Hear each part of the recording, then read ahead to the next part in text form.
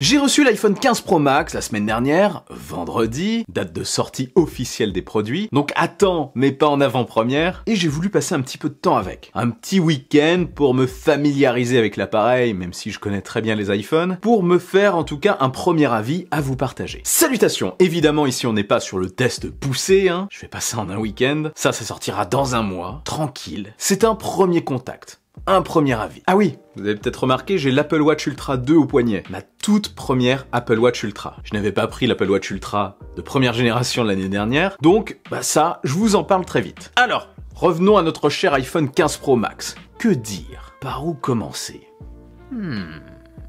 Suspense. Je sais exactement par où je vais commencer. Déjà, petit historique, mon expérience des iPhones. J'ai commencé avec le 3GS. À l'époque, il n'y avait qu'un seul format. Oui, le 3GS, il est ici. Hop là.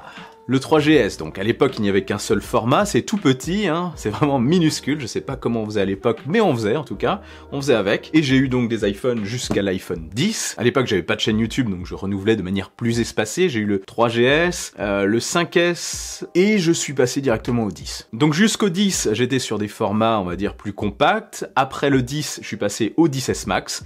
Et j'ai suivi comme ça les modèles Max, le 11 Pro Max et le 12 Pro Max. Avant de revenir sur les modèles un petit peu plus compacts, où est-il? Le 13 Pro et l'année dernière, le 14 Pro, comme vous le savez si vous suivez la chaîne. J'avais envie de revenir au format compact pour voir un petit peu, enfin compact entre guillemets, pour voir ce que ça pouvait donner. Et là, cette année, comme vous pouvez le constater, je reviens au modèle Max. Mais pourquoi? Pourquoi ce retour? Pourquoi ce revirement? Déjà pour le zoom x5 que j'avais vraiment envie de tester, je trouvais que c'était un élément qui manquait énormément sur les iPhones et cette année, le seul qui l'a malheureusement, c'est le modèle Max. Donc cette optique périscopique stabilisée est vraiment intéressante, vous allez le voir, je vais en parler juste après. Petite parenthèse, je pense que ça atterrira sur le 16 Pro l'année prochaine et que peut-être le modèle plus grand en aura une plus grande.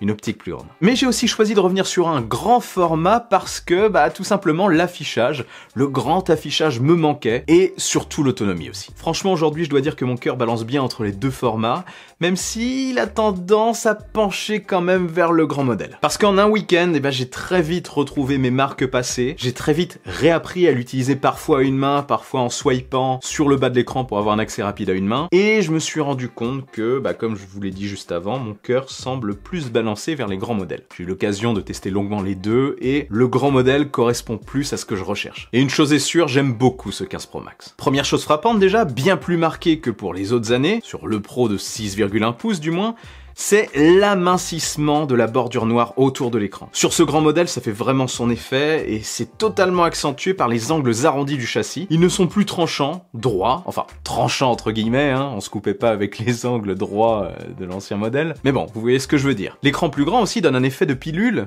plus petite. Dynamic Island, le poinçon pilule évolutif, semble plus petit sur un grand format, c'est un fait. Pourtant, c'est la même taille, ça n'a pas bougé. Mais on a plus de surface d'affichage, bien évidemment. Un écran d'ailleurs toujours magnifique et super bien calibré au passage. Le châssis en titane brossé naturel sur mon modèle, en gros, c'est la couleur brute. Et le dos gris crème, là, ça chatouille la rétine. C'est super propre. On est clairement sur du modèle pro. Visuellement, en tout cas, on ne s'y trompe pas. Le tour marque un peu, par contre, côté trace de doigts, je trouve. Enfin, rien de méchant, surtout que, j'ai l'habitude de porter une coque, perso. Enfin, pas moi. Moi, je porte pas de coque, mon iPhone. Oui. Sinon, le produit est plus léger que le précédent Max. Son poids se rapproche d'ailleurs énormément de celui du 14 Pro, je trouve.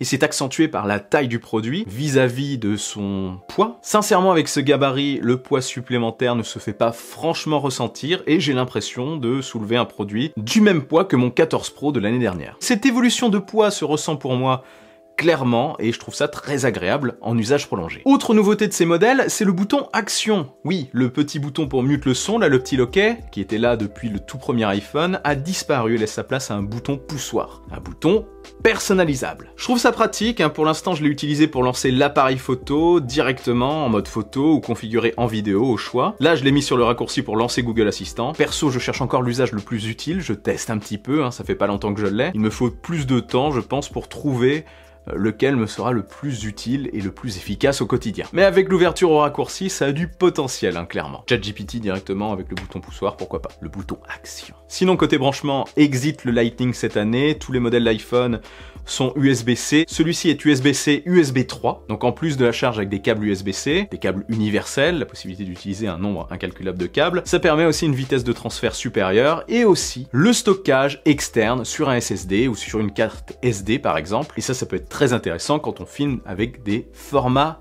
lourds. Là, on pourra lui mettre un petit SSD de 2 Teraoctets, on sera tranquille. On le débranche, on le met sur le Mac, on fait notre montage, enfin c'est nickel. J'ai pas encore testé de mon côté, hein, j'ai pas eu le temps, mais je testerai ça et on en parlera dans la vidéo complète. La vidéo de test plus poussée. Et maintenant qu'on en parle de la vidéo, parlons aussi de la photo, enfin parlons de ce bloc photo à l'arrière, photo-vidéo. De ce que j'en ai vu pour l'instant, c'est dans la lignée de ce que la précédente génération faisait, en un peu mieux. Pareil, il faut que je teste dans plusieurs situations pour rendre un avis plus poussé, évidemment. Mais déjà, parlons du x5, hein. Je m'arrête un petit peu dessus puisque c'est la grosse nouveauté de cet iPhone Max. J'ai pu faire quelques photos de sujets, c'était super propre, je trouvais. Ça donne un aspect très pro aux photos, de shooter avec cet équivalent 120 mm. Après, j'ai fait des photos ce week-end plus de ma famille, etc. Donc c'est plutôt perso, je vais pas vous les montrer là. Mais j'en ferai d'autres pour la vidéo de test, bien évidemment. Je trouve que c'est vraiment un objectif qui apporte beaucoup et ça manquait terriblement sur l'iPhone. En plus, c'est un objectif qui est super bien stabilisé, c'est assez bluffant et ça se ressent encore plus en vidéo. Là, c'est une optique très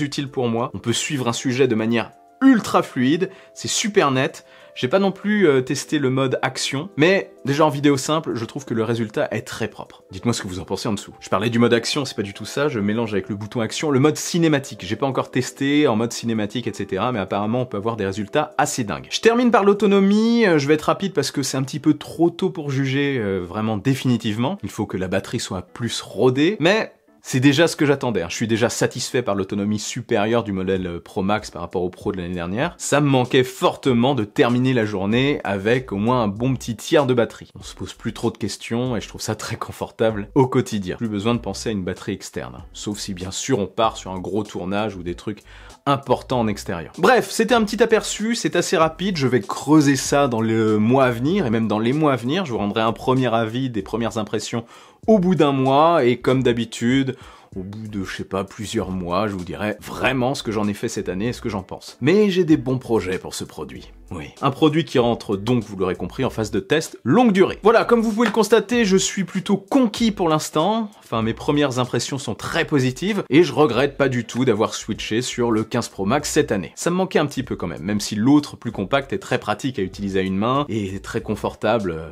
en poche. Là, c'est beaucoup moins agréable. Je préfère quand même l'autonomie pour l'instant et la surface d'affichage. Pour la vidéo, en consultation ou alors en filmant tout simplement. Et pour le x5, en plus de ça, c'est très cool. L'autonomie, un vrai plaisir. Bref, je continue de creuser. Dites-moi de votre côté en commentaire quel modèle vous avez choisi cette année ou sur quel modèle vous avez décidé de rester. Ça m'intéresse, dites-moi ce que vous en pensez. Et n'oubliez pas le bon pouce en l'air qui claque, l'abonnement de force. Je suis aussi sur les réseaux sociaux. Vive la technologie, vive le futur et rêvez les amis.